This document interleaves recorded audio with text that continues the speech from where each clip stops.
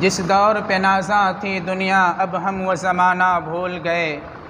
جس دور پہ نازاں تھی دنیا اب ہم وہ زمانہ بھول گئے۔ اوروں کو جگانا یاد رہا خود ہوش میں آنا بھول گئے۔ آذان تو اب بھی ہوتی ہے مسجد کے فضا میں اے انور، آذان تو اب بھی ہوتی ہے مسجد کے فضا میں اے انور۔ جس ضرب سے دل ہل جاتے تھے وہ ضرب لگانا بھول گئے۔ منہ دیکھ لیا آئینہ میں پر داغ نہ دیکھا سینہ میں، منہ دیکھ لیا آئینہ میں پر داغ نہ دیکھا سینہ میں۔ دل ایسا لگایا جینے میں کہ مرنے کو مسلمان بھول گئے۔ الحمدللہ نحمدہ ونستعینہ ونستغفرہ ونؤمن بہ ونتوکل علیہ ونعوذ باللہ من شرور انفسنا ومن سیئات اعمالنا من يهده الله فلا مضل له ومن يضلل فلا هادي له ونشهد أن سيدنا وسندنا ونبينا محمدا عبده ورسوله أما بعد فأعوذ بالله من الشيطان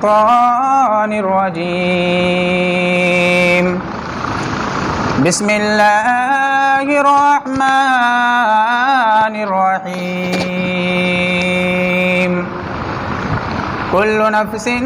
ذائقة الموت وإنما توفون أجوركم يوم القيامة فمن زحزح عن النار وأدخل الجنة فقد فاز وما الحياة الدنيا إلا متاع الغرور صدق الله العظيم وصدق رسوله النبي الكريم ونحن على ذلك لمن الشاهدين والشاكرين والحمد لله رب العالمين۔ جس دور پہ نازاں تھی دنیا اب ہم وہ زمانہ بھول گئے۔ جس دور پہ نازاں تھی دنیا اب ہم وہ زمانہ بھول گئے۔ اوروں کو جگانا یاد رہا خود ہوش میں آنا بھول گئے۔ آذان تو اب بھی ہوتی ہے مسجد کے فضا میں اے انور، آذان تو اب بھی ہوتی ہے مسجد کے فضا میں اے انور۔ جس ضرب سے دل ہل جاتے تھے وہ ضرب لگانا بھول گئے۔ منہ دیکھ لیا آئینہ میں پر داغ نہ دیکھا سینہ میں، منہ دیکھ لیا آئینہ میں پر داغ نہ دیکھا سینہ میں۔ دل ایسا لگایا جینے میں کہ مرنے کو مسلمان بھول گئے۔ میرے محترم و معزز علماء کرام، بزرگان دین، گلشن مہد کے نوشگفتہ پھولوں اور ہماری پردہ نشی عزت مآب ماں اور بہنوں، السلام علیکم ورحمۃ اللہ وبرکاتہ۔ میرے محترم، اللہ جل جلالہ و عم نوالہ کا لاکھ لاکھ شکر احسان ہوا کہ اس پاک پروردگار عالم نے ہم سبھوں کو اپنے تمام ضرورتوں سے چون چھانٹ کر اپنے محترم، اپنے معزز، اپنے مقدس گھر میں آنے کی توفیق عنایت فرمائی۔ اللہ جل جلالہ و عم نوالہ سے دعا فرمائیں کہ اللہ تبارک و تعالی ہم سبوں کو جس طرح نماز جمعہ کے حاضری کے لیے قبول فرمایا، اسی طرح نماز پنجگانہ کی توفیق عنایت فرمائے۔ میرے محترم بزرگوں، دوستو، اللہ رب العزت نے انسان کو اپنے قدرت سے پیدا فرما کر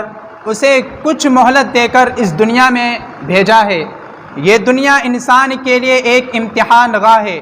یہ دنیا انسان کے لیے آرام گاہ نہیں، سیر گاہ نہیں، تفریح گاہ نہیں، چراہ گاہ نہیں کہ انسان کھا پی کر، کھیل کود کر، موج مستی کر کے اپنی زندگی کو گزار دے، بلکہ اللہ رب العزت نے انسان کو اس دنیا میں اس لیے پیدا نہیں کیا کہ وہ رب چاہی زندگی کو چھوڑ کر من چاہی زندگی کو اختیار کرے، بلکہ اللہ رب العزت نے انسان کو اس دنیا میں اس لیے پیدا فرمایا کہ وہ من چاہی زندگی کو چھوڑ کر رب چاہی زندگی کو اختیار کرے، بلکہ من چاہی زندگی کو چھوڑ کر رب چاہی زندگی اختیار کرے۔ اور اس دنیا کو اللہ رب العزت نے اس دنیا میں انسان کو پیدا کر یہ اس دنیا کو انسان کے لیے امتحان گاہ بنایا۔ اس زمین و آسمان کو، سورج چاند ستاروں کو، ان پہاڑوں کو، ان دریاؤں کو، ان آبادیوں کو اور ان ویرانیوں کو اور ان تمام کی تمام چیزوں کو جو ان کے اندر موجود ہے، اللہ رب العزت نے صرف اور صرف انسان کے لیے پیدا کیا ہے، اور انسان کو صرف اور صرف اپنی اطاعت، اپنی عبادت، اپنے فرما برداری کے لیے پیدا کیا ہے۔ اور قرآن مقدس میں اللہ رب العزت ارشاد بھی فرماتے ہیں وَمَا خَلَقْتُ الْجِنَّ وَالْإِنسَ إِلَّا لِيَعْبُدُونَ، ہم نے کائنات کو اور کائنات کے ذرہ ذرہ کو صرف اور صرف اللہ رب العزت نے انسان کے لیے پیدا فرمایا، اور فرماتے ہیں کہ اور انسان کو صرف اور صرف اپنی عبادت، اپنی اطاعت، اپنی فرما برداری کے لیے پیدا فرمایا ہے۔ تو اس سے یہ صاف پتہ چلتا ہے کہ انسان کے اس دنیا میں آنے کا مقصد، انسان کا اس دنیا میں پیدا ہونے کا اصل مقصد صرف اور صرف اللہ رب العزت کی عبادت ہے، اس کی اطاعت ہے، اس کی فرما برداری ہے، اس کی بندگی ہے۔ اور صحیح معنی میں بندہ وہی کہلاتا ہے جس کے اندر بندگی ہو، ورنہ سراسر گندہ اور جھوٹ اور فریب کا ایک پلیدہ ہوتا ہے۔ ایک انسان دنیاوی اعتبار سے چاہے جتنا بھی مقام حاصل کیوں نہ کر لے، چاہے جتنا مقام کیوں نہ پارے، بھلے ان کے انٹرنیٹ اور سوشل میڈیا کے ذریعہ اس کے نام کو کیوں نہ اچارا جائے، بڑے بڑے مالداروں کی لسٹ میں اس کا نام کیوں نہ شامل ہونے لگے، دنیا پر بادشاہت کیوں نہ کرنے لگے، خدا کی قسم اگر اس کی زندگی میں اللہ کا احکام نہیں ہے، رسول کا طور و طریقہ نہیں ہے، صحابہ کا نقش قدم اس کی زندگی میں نہیں ہے، تو ایسے انسان ناکام ہے، کامیاب نہیں ہو سکتا۔ یہ دنیا کے اعتبار سے عزت حاصل کر سکتا ہے، لیکن اخروی اعتبار سے، آخرت کے اعتبار سے یہ انسان ناکام ہے، ہلاک و برباد ہے۔ اگر ایک معمولی انسان ہے لیکن اس کی زندگی میں اللہ کا احکام ہے، رسول کا طور و طریقہ ہے اور صحابہ کرام کے نقش قدم کو اپنی زندگی میں لاتا ہے، تو انسان انشاءاللہ تعالی یہ انسان اس دنیا میں بھی کامیابی حاصل کرے گا، کل قیامت کے میدان میں بھی کامیابی اور اعلی نمبرات سے پاس کریں گے۔ اللہ تبارک و تعالی ہم سبوں کو بھی نیک عمل کی توفیق عنایت فرمائے۔ میرے دوستو، انسان کی زندگی ہوا میں رکھے ہوئے ایک چراغ کی طرح ہے۔ جس طرح ہوا کا رکھا ہوا چراغ ایک جھونکے کا محتاج ہوتا ہے، ایک پل کا محتاج ہوتا ہے، جس طرح آنکھوں کا آنسو پل جھپکتے ہی مٹی سے مل جاتا ہے، جس طرح پانی کا بلبلہ صرف ایک پل میں ختم ہو جاتا ہے، بالکل اسی طرح انسان کی ایک زندگی ایک جھونکے کا محتاج ہوتا ہے، ایک پل کا محتاج ہوتا ہے کہ انسان پل جھپکتے ہی اس دنیا سے اگلی دنیا کی طرف چل بستا ہے۔ معزز سامعین کرام، ذرا غور کریں کہ موت صرف لفظ کتنا بھیانک اور خطرناک ہے۔ موت سے ہر انسان چونکتا ہے، موت سے ہر انسان بھاگتا ہے، موت کی آواز کو کوئی سننا پسند نہیں کرتا، موت کو کوئی شخص اپنے قریب آنا بالکل پسند نہیں کرتا، لیکن ہم دیکھتے ہیں پھر بھی موت ایک نہ ایک کسی نہ کسی کے پاس جاتی ہے اور وہ اپنا پیغام سناتی ہے، کل نفس ذائقۃ الموت، ہر انسان کو، ہر جاندار کو ایک نہ ایک دن موت کا مزہ چکھنا پڑے گا، چاہے وہ نبی ہو یا بادشاہ، چاہے عالم ہو یا جاہل، چاہے محلوں میں زندگی گزارنے والے ہو، چاہے جھوپڑیوں میں، چاہے وہ شہر کا رہنے والے ہو یا دیہات کا، الغرض چاہے جو بھی ہو، ہر انسان کو، ہر جاندار کو ایک نہ ایک دن موت کا مزہ چکھنا پڑے گا، کیونکہ قرآن مقدس کی آیت ہے کل نفس ذائقۃ الموت، ہر انسان کو موت کا مزہ چکھنا پڑے گا، چاہے وہ چکھنا پسند کرے چاہے نہ کرے، ہر انسان کو تلخ گھونٹ پینا پڑے گا، چاہے وہ موت کا تلخ گھونٹ پینا گوارا کرے چاہے نہ کرے، ہر انسان کو اسی خاک اور مٹی میں سونا پڑے گا جس خاک اور مٹی سے پیدا ہوا ہے، چاہے اس میں سونا وہ گوارا کرے چاہے نہ کرے، اس سے کوئی دنیا کو مطلب ہی نہیں ہے۔ قرآن مقدس میں اللہ رب العزت ارشاد فرماتے ہیں وَلِكُلِّ أُمَّةٍ أَجَلٌ فَإِذَا جَاءَ أَجَلُهُمْ لَا يَسْتَأْخِرُونَ سَاعَةً وَلَا يَسْتَقْدِمُونَ، کہ موت جس وقت آنے کا وقت آئے گا وہ اپنے وقت مقررہ پہ آ جائے گی، اس میں ایک سیکنڈ کے لیے تقدیم و تاخیر نہ ہوگی، اور نہ تمہارے بلند و بالا عمارتیں اس کی، اور نہ تمہارے بڑے سے اونچے دیوار ان کے راہ میں حائل ہو سکتی ہے۔ اینما تکونوا یدرککم الموت ولو کنتم فی بروج مشیدہ، اور نہ حکومت اور نہ موت کو حکومت و سلطنت کے ذریعہ ٹالا جا سکتا ہے۔ اگر موت کو حکومت اور سلطنت کے ذریعہ ٹالا جا سکتا تو فرعون کو کبھی موت نہ آتی، اگر موت کو مال و دولت کے ذریعہ ٹالا جا سکتا تو قارون کو کبھی موت نہ آتی، اگر موت کو وزارت کے ذریعہ ٹالا جا سکتا تو حامان کو کبھی موت نہ آتی، اگر موت کو نبوت کے ذریعہ ٹالا جا سکتا تو انبیاء علیہ السلام کو کبھی موت نہ آتی، اگر موت کو طاقت و قوت کے ذریعہ ٹالا جا سکتا تو حضرت علی رضی اللہ تعالی عنہ اور رستم و سہراب جیسے بڑے بڑے بہادروں کو، بڑے بڑے پہلوانوں کو کبھی موت نہ آتی، اگر موت کو عشق و محبت کے ذریعہ ٹالا جا سکتا تو لیلا مجنون کو کبھی موت نہ آتی، اگر موت کو وفاؤں کے ذریعہ ٹالا جا سکتا تو کوئی بھی نیک بیوی اپنے سامنے سے اپنے نوجوان شوہر کو، اپنے نوجوان خاوند کو کبھی مرنے نہ دیتی، اگر موت کو وفاؤں اور لاڈو پیار اور محبت کے ذریعہ ٹالا جا سکتا تو کوئی بھی ماں اپنے سامنے سے اپنے معصوم بیٹے اور بیٹیوں کو کبھی مرنے نہیں دیتی۔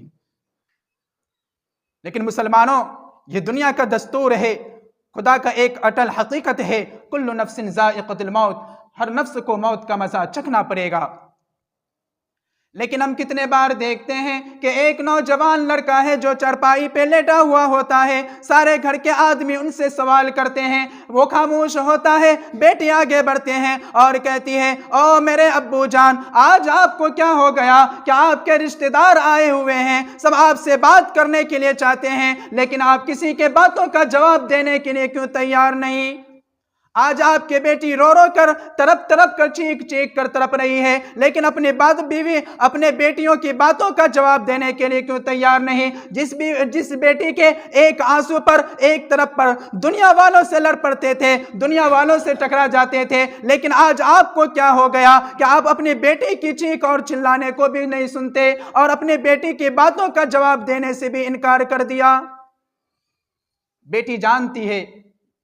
کہ میرے والد خدا کا پیارا ہو چکا ہے، بیٹی کہتی ہے، او میرے ابو جان، اب میرے سر پر شفقت کا ہاتھ کون رکھے گا؟ مجھے بیٹی کہہ کر کون پکارے گا؟ بیٹی روتی رہ جاتی ہے، باپ خاموش ہوتا ہے، بیوی آگے بڑھتی ہے اور کہتی ہے، او میرے ہمدم، او میرے سر کے تاج، تم نے تو خوشی اور غم میں ایک ساتھ رہنے کا عہد کیا تھا، لیکن آج تمہیں کیا ہو گیا کہ تم ہمیں اپنی آدھی راستے میں چھوڑ کر کہاں جا رہے ہو؟ بیوی چھوڑ کر پھر آگے ماں بڑھتی ہے، ماں کہتی ہے، او میرے نقطے جگر، او میرے نور نظر، او میرے جگر کے ٹکڑے، آج تمہیں کیا ہو گیا کہ کسی کے باتوں کا جواب دینے کے لیے کیوں تیار نہیں؟ بیٹا، اگر تمہیں کوئی تکلیف ہے تو بتا، کوئی پریشانی ہے تو بتا، اگر کہیں درد ہے تو بتا، میں فوراً ڈاکٹر کو بلاتی ہوں، تمہاری علاج کراتی ہوں۔ بیٹا خاموش ہوتا ہے، کوئی جواب نہیں ملتا۔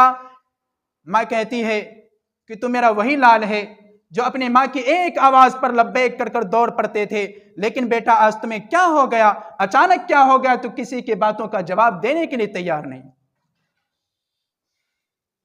سارے گاؤں معاشرے کے لوگ کھڑے ہیں، رشتہ دار کھڑے ہیں، بھائی بہن، بیٹا باپ سب کھڑے ہیں، لیکن کوئی کچھ نہیں کر سکتا۔ بیٹے کی روح نکل جاتی ہے، کوئی کچھ نہیں کر سکتا، کیونکہ قرآن مقدس کی آیت شاید ہے، وہ کہتا ہے فَلَوْلَا إِذَا بَلَغَتِ الْحُلْقُومَ وَأَنْتُمْ حِينَئِذٍ تَنْظُرُونَ وَنَحْنُ أَقْرَبُ إِلَيْهِ مِنْكُمْ وَلَكِنْ لَا تُبْصِرُونَ۔ ماں باپ، بھائی بہن، بیٹے، رشتہ دار سب کھڑے کھڑے رو رہے ہیں، دیکھ رہے ہیں، کوئی کچھ نہیں کر سکتا۔ کیا سارے کہا گیا کتابوں کے اندر آتا ہے کہ پورے کائنات کے انسان مل کر اگر ایک انسان کو بچانا چاہے تو خدا کی قسم انسان کو نہیں بچا سکتا۔ وَلِكُلِّ أُمَّةٍ أَجَلٌ، وقت مقررہ پر موت آئے گی۔ بیٹے کی آنکھ اور منہ کھلی رہ جاتی ہے، ماں جانتی ہے، اپنے تھر تھراتے اور کانپتے ہوئے ہاتھوں سے بیٹے کی آنکھیں بند کرنے لگتی ہے۔ وہ جانتی ہے کہ یہ آنکھ ہمیشہ کے لیے بند ہو چکی ہے، وہ جانتی ہے کہ یہ طوطا یہ ہمیشہ کے لیے خاموش ہو چکا ہے، وہ جانتی ہے کہ میرا لال آج کے بعد کبھی اس دنیا کو نہیں دیکھے گا، وہ جانتی ہے کہ یہ میرا نور نظر آج کے بعد اپنے طوطا پن کی آواز کسی کو نہیں سنا پائے گی، وہ جانتا ہے کہ میرا بیٹا اس دنیا سے روانہ ہو چکا ہے، اس لیے کہا جاتا ہے، کتابوں کے اندر آتا ہے، مصنف حضرات انسان کو چونکا کر اسے سمجھانے کے طور پر بتایا ہے، یہی انسان ہے کہ 5 منٹ کے بعد کسی کا بیٹا تھا، لیکن فوراً اس کا کیا بنا؟ جب جانتے ہیں کہ یہ انسان اس دنیا سے اگلی آنکھ بند ہوتے ہی اگلی دنیا کی طرف چل بسا، کہا گیا کتابوں کے اندر میں آتا ہے کہ فوراً اس کے نام کو تبدیل کر دیا جاتا ہے، فوراً اس کے نام کو تبدیل کر دیا جاتا ہے۔ یہ 5 منٹ کسی کا بیٹا تھا، کسی کا بھائی تھا، کسی کا رشتہ دار تھا، کسی کا شوہر تھا، لیکن 5 منٹ کے بعد سب میت میت کے نام سے انہیں پکارنے لگے۔ کیوں؟ پتا چلا کہ دنیا کی محبت نقلی محبت ہے، سانس پر آ کر ایک نہ ایک دن ختم ہوگا۔ خدا کی قسم اصل محبت تو خدا ان کی رسول کی ہے، جو سانس کے بعد بھی، سانس سے پہلے بھی اور سانس کے بعد بھی، دنیا سے لے کر آخرت تک، قبر سے حشر کے میدان سر، پرسرات سے لے کر جنت تک، یہ اللہ اور اس کے رسول کی محبت ہے جو ہمیں کامیابی و کامرانی کی دہلیز تک پہنچائے گی۔ دنیا کی تمام کوششیں، تمام تر محبتیں، چاہے دنیا میں کتنا ہی مقام کیوں نہ پالے، خدا کی قسم ساتھ پر جا کر تمام کی محبتیں چکنا چور ہو جائے گی۔